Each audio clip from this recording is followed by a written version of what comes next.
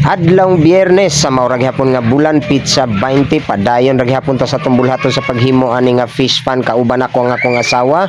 Basta ingon ani na pud nga purma guys, maluoy ko sa akong asawa sa paghawid-hawid ng sako kay usay maarsa-arsa niya bugat ba na. Pag humanamog sa aking akong gitapok ang sobra, uy isa pa man day kamasahan ang nabilin guys. Ug kining pito nga ako na saking dili na puno. Murag unom rag hapon ang ihap ana. Ug dinhi kong atong tan-awon akong giwarwara ang kamera hapit na gyud mahuman ang atong fish pan guys. Muigwad lang tagamay agoy human na ni. Action mig kabalaka ni Mrs. kay nagitumang langit pero padayon gihapon mi sa among plano. Positive nga mahuman gini. Abangin ninyo guys ha.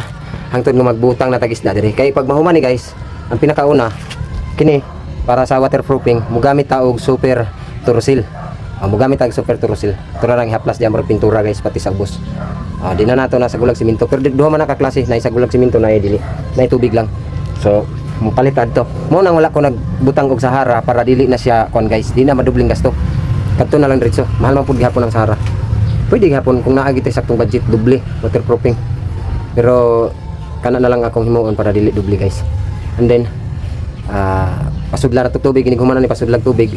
Mga isa pud kasimana. Pagawas na tong tubig, hugasan mayo, butangan na pud tubig then igawas na pud.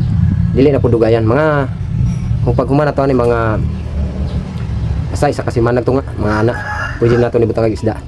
Dayon guys, nay nangutana kung asa ra ta mo kuhag tubig. Diri ta mo kuhag tubig guys kini mo ni akong tabay guys. Wala pa ni nahuman guys, palamuanan pa jud ni guys. Kulang pa ni kalalom guys pero hapit na mapunog tubig. Napagi bulpra guys nga nagpuyo.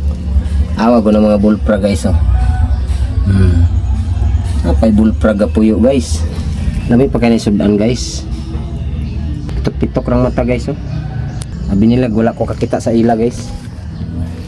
Ug diring dapita sugod na putag masa kauban ako akong asawa kay mo tabang gihapon siya kinsa maday lain mo tambayayong sabana simpre ang asawa. Ug dinhi tanawa basta magdali ka mo gawas gyud ang mga kulba kayong idea. Ug nagdali ka sundugan ning iya ha. Basta mo tukar ang pagkatapulan ang lisod sa iyon ra. Hatagan ta mo example sa tinapulan nga trabaho pero paspas abtik automatic dali ra. Pananglitan suguon mo og kuha og 100 ka bangko didto sa third floor. Sayon ra kayo na kung tapulan ang mutirada ana. Pag abot nimo sa third floor, ang una nimong himuon mangita ka og bintana. Unya kinahanglan dili mo maghurot tanan adto sa third floor. Kung tulo mo ka buok o duha mo ka buok, ang usa didto lang sa ubos maghulat kay ang trabaho anang isa nga sa ubos mo tig salo unya ang isa pod mo tig itsa dito sa bintana. O di ba? Dali ra gyud uy.